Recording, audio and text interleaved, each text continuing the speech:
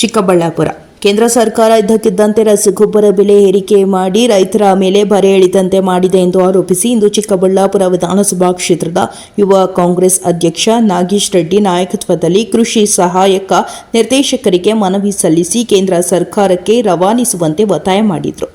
ಒಂದರ ಮೇಲೆ ಒಂದರಂತೆ ಕಷ್ಟಗಳನ್ನು ಎದುರಿಸುತ್ತಿರುವ ರೈತರ ಗಾಯದ ಮೇಲೆ ಕೇಂದ್ರ ಸರ್ಕಾರ ಬರೆ ಎಳೆದಂತೆ ರಸಗೊಬ್ಬರದ ಬೆಲೆಯನ್ನು ಏರಿಕೆ ಮಾಡಿದೆ ಎಂದು ಆರೋಪಿಸಿ ಕೇಂದ್ರ ಸರ್ಕಾರದ ವಿರುದ್ಧ ಇದೇ ವೇಳೆ ಆಕ್ರೋಶ ವ್ಯಕ್ತಪಡಿಸಿದರು.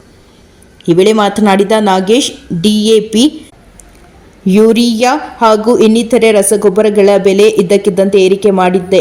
ಇದರಿಂದ ಈ ಬಿತ್ತನೆ ಕಾಲಕ್ಕೆ ಗೊಬ್ಬರ ಕೊಂಡು ಉಳುಮೆ ಮಾಡಿ ಬಿತ್ತನೆ ಮಾಡುವುದು ಇನ್ನಷ್ಟು ದುಸ್ಥಿರವಾಗಿದೆ. ರೈತರ ಮೇಲೆ ಒಲವಿದೆ ಎನ್ನುವ ಕೇಂದ್ರ ಸರ್ಕಾರ ಯಾಕೆ ರೈತರ ಬೆನ್ನ ಮೇಲೆ ಹೊಡೆಯುತ್ತಿದೆ? ಇದರಿಂದ ಬಹಳ ನೋವುಂಟಾಗಿದೆ. ಇದಕ್ಕೆ ಇಲ್ಲಿನ ಸಂಸದರು, ರಾಜ್ಯದಲ್ಲಿರುವ ಸಚಿವರು ಏನು ಮಾಡುತ್ತಿದ್ದಾರೆ? ಇವರಿಗೆ ರೈತರ ಮೇಲೆ ಕಾಳಜಿ ಇಲ್ಲವೇ ಎಂದು ಪ್ರಶ್ನಿಸಿರುವ ಅವರು ಕೂಡಲೇ ದರಗಳ ಇಳಿಕೆ ಮಾಡದಿದ್ದರೆ ಪ್ರತಿಭಟನೆ ನಡೆಸುವುದಾಗಿ ತಿಳಿಸಿದರು. ಈ ವೇಳೆ ಬ್ಲಾಕ್ ಕಾಂಗ್ರೆಸ್ ಅಧ್ಯಕ್ಷ ರಕ್ಷಿತ್ ರೆಡ್ಡಿ, ಮುಖಂಡರಾದ ನಾರಾಯಣಮ್ಮ, ಮಂಗಳ ಪ್ರಕಾಶ್, ರತ್ನಮ್ಮ ಹಾಗೂ ಯುವ ಕಾಂಗ್ರೆಸ್ ಮುಖಂಡರು ಜೊತೆಗಿದ್ದರು.